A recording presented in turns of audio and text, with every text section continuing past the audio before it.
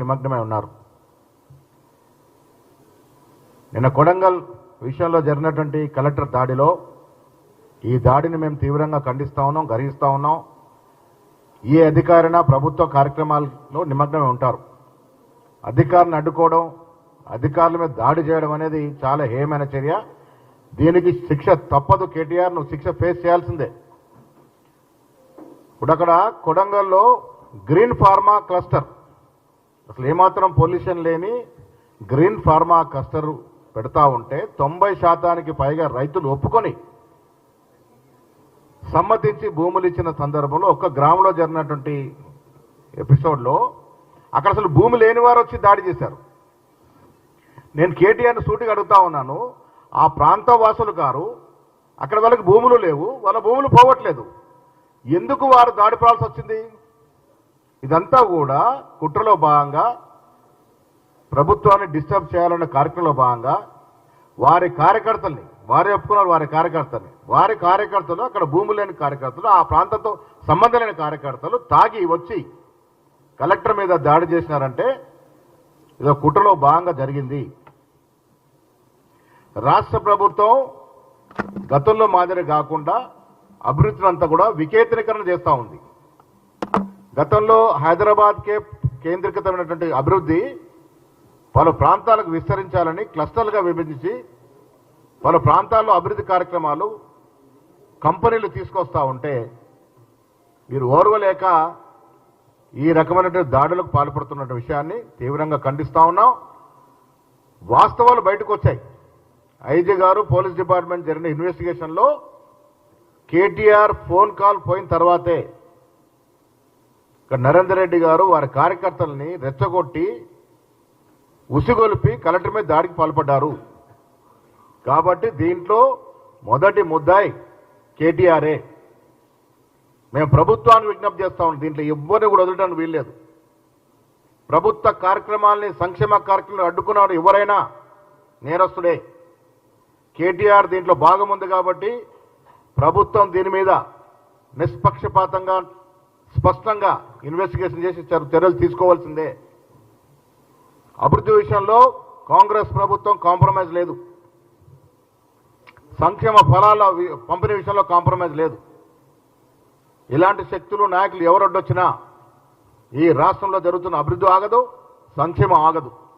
ఒడ్డు వస్తే చర్యలు కూడా తప్పవు. ప్రజలు కూడా అర్థం చేసుకోవాలి. నేను ప్రజలకు విజ్ఞప్తి చేస్తా ఉన్నాను, అక్కడ జరిగిన దాడి సంఘటనలో ఆ ప్రాంతవాసులు గారు అక్కడ వాళ్ళకు భూములు లేవు, వారికి నొప్పేంటి, బాధేంటి? రైతులు గారు ఎందుకు దాడికి పడవలసిన అవసరం వచ్చింది? ఇప్పుడు నా భూమి పోతుందంటే నేను బాధపడేనా, కోపానికి గురైతే గురి కావచ్చు. నాకు భూమి లేదు, నేను రైతును కాదు, అక్కడ నాకు సంబంధం లేదు. సో అలాంటి వ్యక్తులు దాడి చేశారంటే కుట్ర, ఉద్దేశపూర్వకంగా ఈ ప్రభుత్వాన్ని డిస్టర్బ్ చేయాలనే తంత్రంలో మార్గంగానే జరిగింది. తప్పకుండా ప్రభుత్వం దీని మీద తగు చర్యలు తీసుకోవాల్సిందిగా విజ్ఞప్తి చేస్తా ఉన్నాం.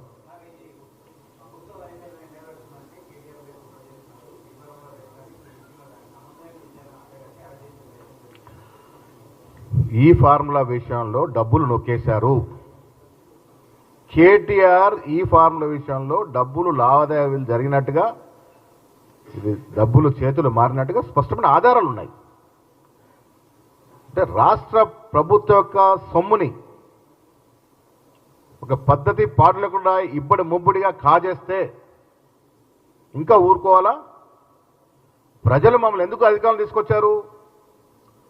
వీళ్ళ దోపిడిని అరికట్టాలని కదా, వీరు దోచుకున్న సొమ్మును తిరిగి రాబట్టాలని కదా. మరి అలా సొమ్ము దోచుకొని బాజాప్తా దాంట్లో స్పష్టమైన తర్వాత కూడా చర్యలు ఉండకుంటే ప్రజలు మమ్మల్ని క్షమించారు కదా. ఈ ఫార్ములా రేస్ కార్యక్రమంలో కేటీఆర్ హస్తం ఉంది, ఆయనే ఒప్పుకున్నాడు. ఒక ప్రొసీజర్ ప్రకారం జరగలేదు, డబ్బులు డ్రా అయినాయి. ఇది ప్రభుత్వ సొమ్ము. ఎవరు జాగిరని మీరు డబ్బులు డ్రా చేశారు, ఎవరు జాగిరని మీరు డబ్బులు ఇచ్చినారు ఒక ప్రైవేట్ కంపెనీకి.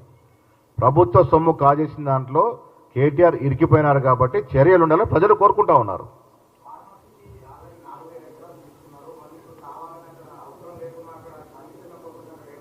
చాలా తప్పు.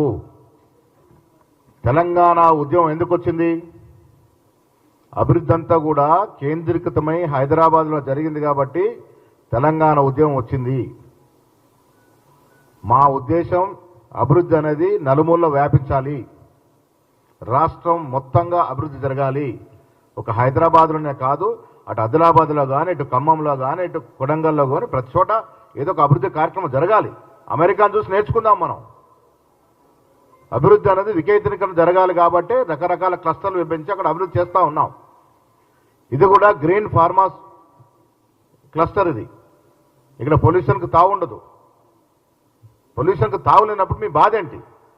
అందులో 90% పైగా రైతులు ఈ ప్రాజెక్ట్ను ఒప్పుకొని భూములు ఇచ్చిన తర్వాత ఈ నలుగురు చిల్లర వేషాలు వేస్తూ ఉంటే మిగతా 90% నష్టం జరుగుతుంది కదా. అది ఆలోచించాలి కదా. కేవలం రాజకీయాల కోసం ఈ ఆటంకాలు సృష్టిస్తూ ఉన్నారు.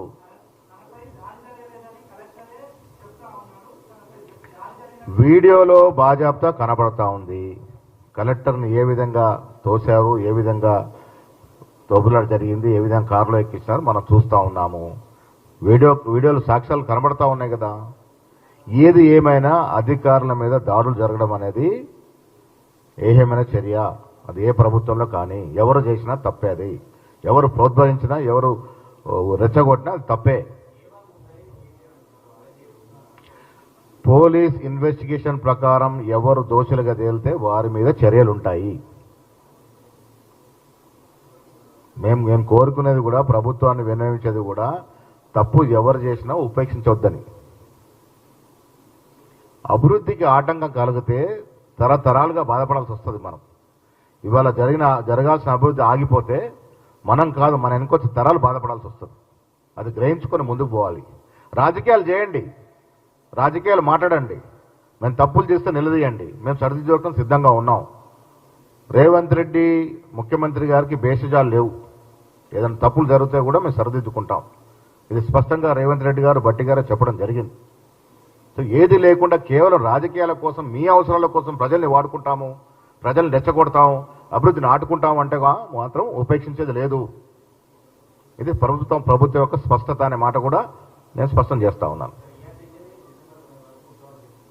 ఎస్, డెఫినెట్గా కాంగ్రెస్ పార్టీ కార్యకర్తల కృషి వల్ల మేము అధికారంలోకి వచ్చాము.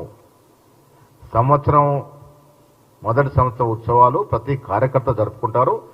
కార్యక్రమాలు ఇవ్వబోతా ఉన్నాం. రేపటి నుండి కాంగ్రెస్ పార్టీ ఈ విజయోత్సవాలు జరుపుకుంటుంది. ప్రభుత్వ పరంగా జరిగే కార్యక్రమాల్లో కూడా కార్యకర్తలు భాగం పంచుకుంటారు. పార్టీ పరంగా కూడా కార్యక్రమాలు ఉంటాయి. బహుశా 2 కానీ 3 కానీ మేము కూడా ఒక బహిరంగ సభ పెట్టి ఈ ప్రభుత్వం సంవత్సరం పాటుగా తీసుకున్నటువంటి అభివృద్ధి సంక్షేమ ఫలాల మీద విశ్లేషించి, చర్చించి, వారు తీసుకున్న సాహస నిర్ణయాల మీద హర్షం వ్యక్తం చేస్తూ వారందరినీ కూడా సన్మానించుకునే కార్యక్రమం పిసిసి చేపడుతుంది. బహుశా 16 నుంచి, ఎల్లుండి నుంచి నేను జిల్లాల పర్యటన పోతాను. మొదటగా కరీంనగర్ పార్లమెంట్ల వారీగా జిల్లాల పర్యటన ఉంటుంది. మొదటి పార్లమెంట్ కరీంనగర్,